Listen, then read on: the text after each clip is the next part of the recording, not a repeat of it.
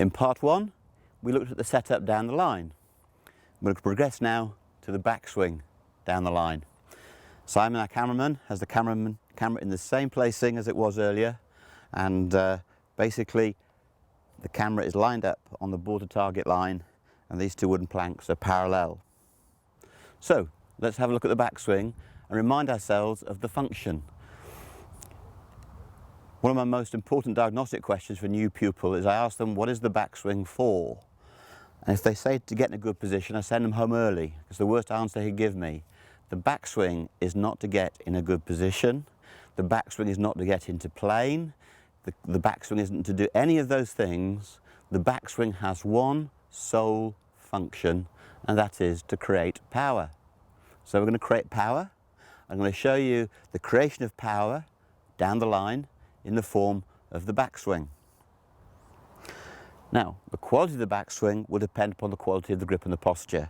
If your grip and posture are 100%, you've got the potential for a 100% backswing.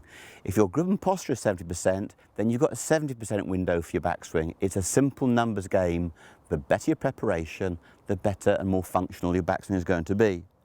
So, I step in, blade and foot, I tip from the hip to build the grip, and I plant my feet.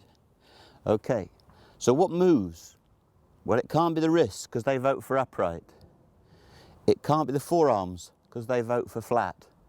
It certainly can't be the hips or the knees. That would be crazy, stupid. I've heard it taught though. So here we go. The shoulder turn is the igniter of the backswing. Now, don't worry about the position of your takeaway. There's at least 14 of them. Don't worry about it. If the shoulder journey ignites the backswing and the left shoulder completes the backswing, the journey of the club head and the shaft, the butt of the club, and all that complexity will take care of itself. One of the phrases that gets used a lot, and it's a good fixing phrase, but not a good long-term phrase, is a one-piece takeaway. So a one-piece takeaway is the shoulder, arms, and club working as one. Well, the thing I like about a one-piece takeaway is it ignites the shoulder. The downside is, if the forearms and the wrist jam, you've got a problem. So, the moment you ignite the shoulder to the throat, that rotational movement starts. The forearms and the wrist will be starting to have their own movement. It's a big mistake to take the thing back straight and stiff and wooden. Okay? Now remember, in phase one I said to you, the 9-inch journey of the shoulder, inches 1 to inch 9, inches 2 through 8 are for free. Stop worrying about them. They're so complex, even if you did worry about them, you can't legislate for them. It's too difficult, it's too complicated, the swing is too quick. But you can control a 9-inch journey of the shoulder from here to the throat. Now,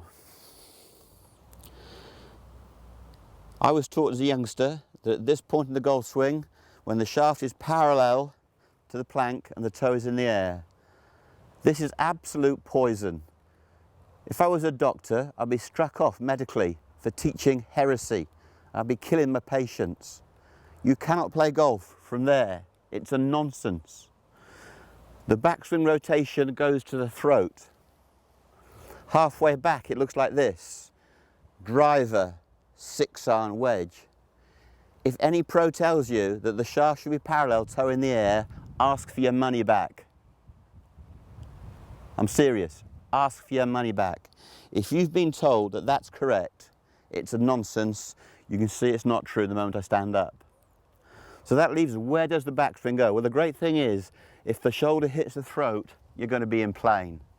This is shoulder rotation with an axe. This is driver. This is 6-iron. This is wedge. So with the driver, my shoulder turn will look like this. With a 6-iron, it will look like that. And with a wedge, it will look like that. It will change a lot. To put it into a restrictive, prescriptive position halfway back is an absolute killer. So, here we go. Prepare. Coil. I'll hold it for you at the top to show you the plane. Now, release. Now again, you'll have been told that the club should be pointing down the target line at the top. That might be true for certain golfers with a driver, but generally it won't be true. If I make you a 6-iron swing, 90 wrist, 90 forearm, 90 shoulder, here's the backswing down the line, all right? that club is not pointing at the target. But if I stand up, I'm obviously in plane. And to be candid, a wedge only gets to about here, 6-iron to about there, and driver might get to horizontal. But don't worry about where the shaft is pointing, that's not the issue. Ask yourself, is the shaft in plane? So whatever takeaway I make, if I make, say, this amount of takeaway, if I stand up, it will look to be in plane. In other words, the sweet spot level with the sternum. Okay, so here we go one more time. I'll do it in slow motion. Left shoulder to the throat. Now it's starting to hurt. Creating the power. There we go. Now all I've got to do is release the power through the hands. Wouldn't you just know it? That's the best shot of the shoot. What I'm proving there also is my analogy of the catapult. It doesn't matter how slowly you stretch the catapult, it will release just as quickly.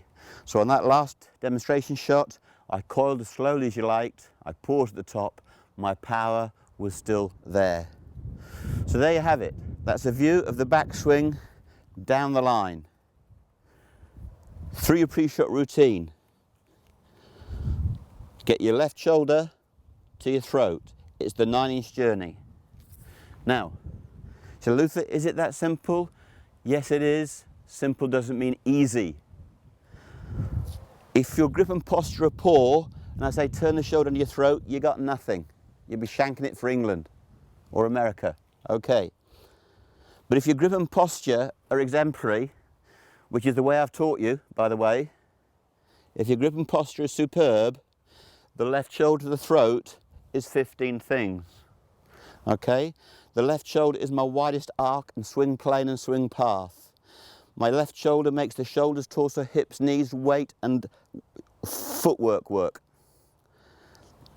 The left shoulder controls the forearms and the wrists. The left shoulder controls the length of the backswing. The left shoulder controls the pace of the backswing. So there you have it. Prepare, look at a good backswing down the line. Left shoulder, here we go. Coil, stretching, creating power, not worrying a jot about the position, only the function. Create the power, now release. Oh yeah.